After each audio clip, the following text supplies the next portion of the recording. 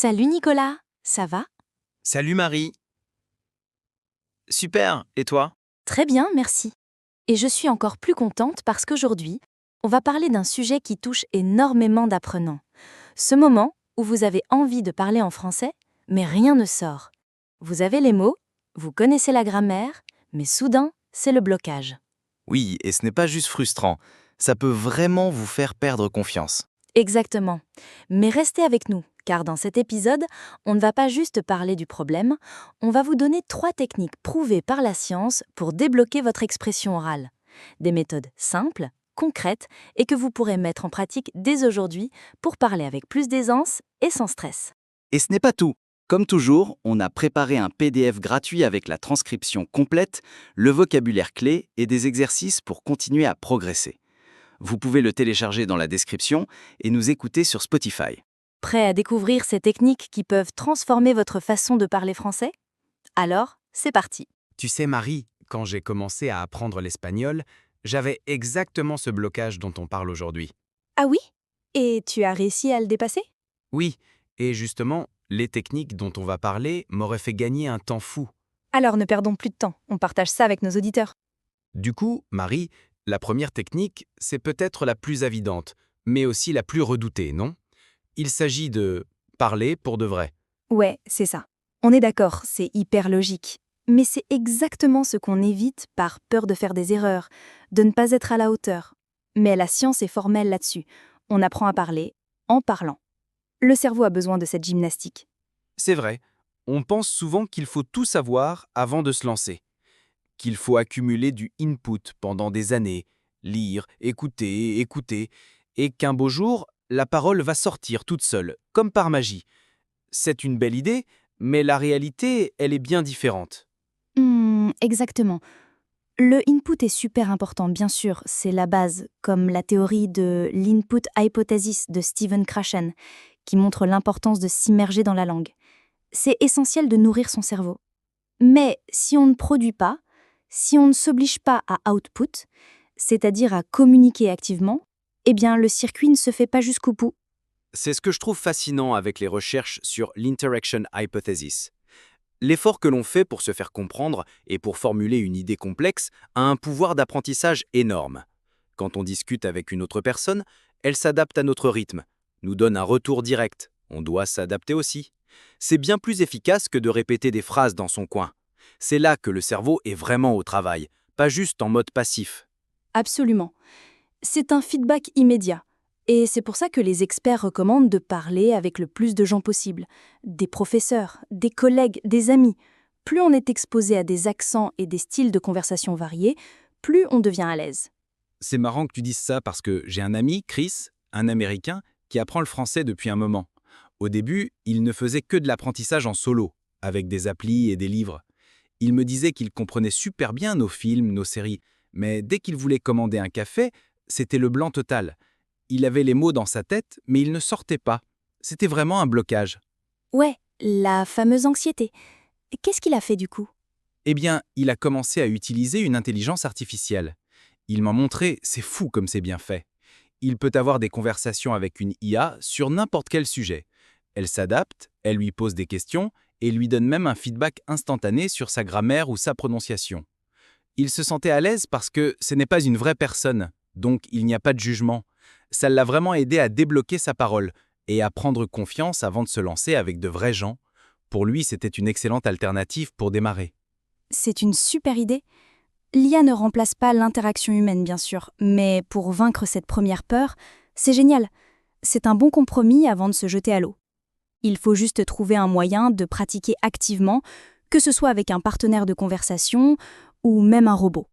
L'important, c'est de parler. C'est une super transition d'ailleurs pour notre deuxième technique. On a parlé de la conversation, mais parfois on n'a personne sous la main. Du coup, la deuxième méthode, c'est le shadowing. C'est un nom qui fait un peu mystérieux, mais c'est simple, c'est la technique de l'ombre. J'adore cette technique. En gros, tu écoutes un locuteur natif et tu le répètes, presque en même temps, comme si tu étais son ombre, exactement. Tu imites sa prononciation, le rythme de sa phrase, son intonation. C'est super challengeant au début, mais tellement efficace. Ouais, ça force à sortir de la lecture silencieuse. On ne se contente plus de lire et de comprendre dans sa tête. On met la bouche, la langue, tout en action. Ça transforme un processus passif en un processus actif. On ne fait pas que penser à la prononciation, on la pratique. C'est exactement ça, et les études le confirment. Il y a une recherche récente, une chercheuse vietnamienne a testé 2 groupes d'étudiants. Un groupe a étudié de façon traditionnelle et l'autre a ajouté des sessions de shadowing.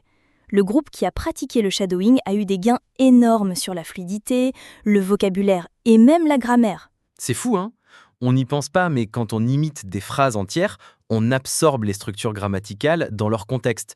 On apprend de nouveaux mots en écoutant et en les prononçant dans la foulée. Et on ajuste sa prononciation sans même s'en rendre compte. Carrément. Tu sais, j'ai beaucoup utilisé cette technique quand j'apprenais l'italien. Au début, j'avais beau connaître le vocabulaire, j'avais l'impression de parler comme un robot. C'était super haché, pas naturel du tout.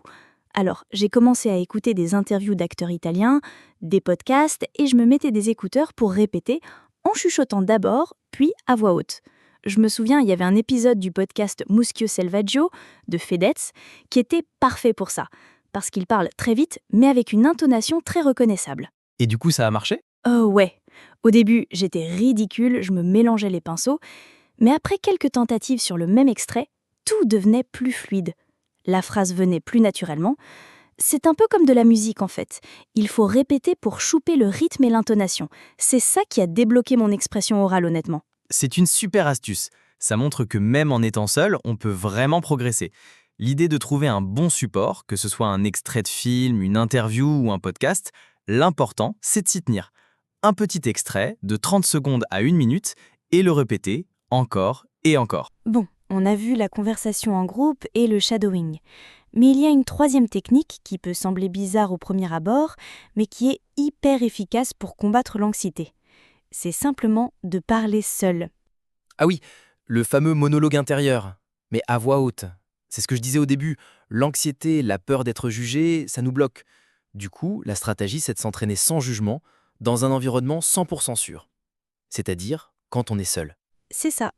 On peut raconter sa journée à voix haute, décrire les objets autour de nous. Le but, c'est de s'habituer à mettre son cerveau et sa bouche en action, de faire le chemin entre les idées et les mots prononcés. C'est un entraînement nécessaire. Exactement. Ça, je l'ai beaucoup fait en apprenant l'espagnol.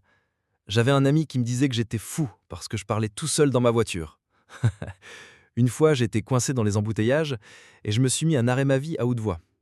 Aujourd'hui, je suis allé au travail, je suis dans la voiture, la circulation est terrible, je dois acheter du pain après. Hoy he ido al trabajo, estoy en el coche, el tráfico es terrible, tengo que comprar pan después. Tu te rends compte, hein? Un mec dans la voiture d'à côté m'a regardé, il a dû se dire, il est taré ce type. Non mais c'est génial, j'adore cette histoire. Ouais, et à l'époque, je le faisais aussi en me promenant dans la rue, en me filmant. C'est la cerise sur le gâteau, ça. C'est hyper inconfortable au début, de se regarder et de s'écouter, mais c'est tellement utile pour s'auto-évamer. Tu te rends compte de tes erreurs de prononciation, de tes fautes de grammaire, de ce qui ne sonne pas naturel. C'est une prise de conscience qui vaut de l'or. C'est clair. On pense qu'on maîtrise une règle, mais en situation réelle, on l'oublie. En s'enregistrant, on peut se revoir et se dire « Ah, j'ai dit ça alors que je sais que c'est pas la bonne forme ». Et ça, c'est un apprentissage qui s'ancre vraiment. L'objectif, c'est d'embrasser ses erreurs parce que c'est comme ça qu'on progresse. Ouais. Sans aucun doute. On parle de ces 3 techniques, mais au final, l'idée c'est de se mettre dans une situation où on se force à parler sans la pression. C'est ça qui fait la différence. Ouais, c'est vrai. On en revient toujours au même point, hein. Parler, s'exposer, quitte à se sentir un peu bête au début. Exactement. C'est le plus gros blocage pour beaucoup de gens, cette peur du jugement. C'est normal. Mais on espère que ces 3 techniques, parler avec de vraies personnes ou l'IA, faire du shadowing et parler tout seul, vous donneront l'élan nécessaire pour vous lancer. Il faut juste un peu de courage et de régularité. Et du coup, ça devient une habitude. Et surtout, rappelez-vous que chaque erreur est un pas en avant. On ne devient pas fluide du jour au lendemain, mais chaque mot prononcé est une petite victoire. Même 10 minutes par jour, dans le bus, en cuisinant ou en vous enregistrant, ça compte. Oui, et ce qui fait la différence, c'est la régularité. Le cerveau adore les petites doses répétées. Un podcast le matin, une phrase répétée à voix haute, un échange rapide avec un ami. C'est comme un entraînement sportif. Mieux vaut un peu tous les jours qu'une longue séance une fois par mois. Et n'oubliez pas de rendre ça amusant. Chantez vos chansons préférées en français. Imitez un acteur, racontez votre journée comme si c'était une série. Le plaisir enlève la pression et vous fait avancer plus vite. Voilà, le plus important, c'est d'oser, même imparfaitement. Et si vous gardez ça en tête, vous verrez que le français va devenir de plus en plus naturel pour vous. Et si cet épisode vous a plu, laissez-nous un petit commentaire. Peu importe lequel, un mot, une réaction, même un emoji, ça nous fait super plaisir et ça nous aide beaucoup. Oui, mettez aussi un like. Partagez cet épisode avec un ami qui apprend le français ou réécoutez-le pour bien intégrer le vocabulaire. Et comme toujours, vous pouvez télécharger gratuitement le PDF avec la transcription, le vocabulaire clé et des exercices. Le lien est dans la description. Merci d'avoir passé ce moment avec nous. Continuez à oser, à parler et à transformer petit à petit votre français. On se retrouve très bientôt pour un nouvel épisode de Français avec moi. À très vite. Salut à tous! Salut!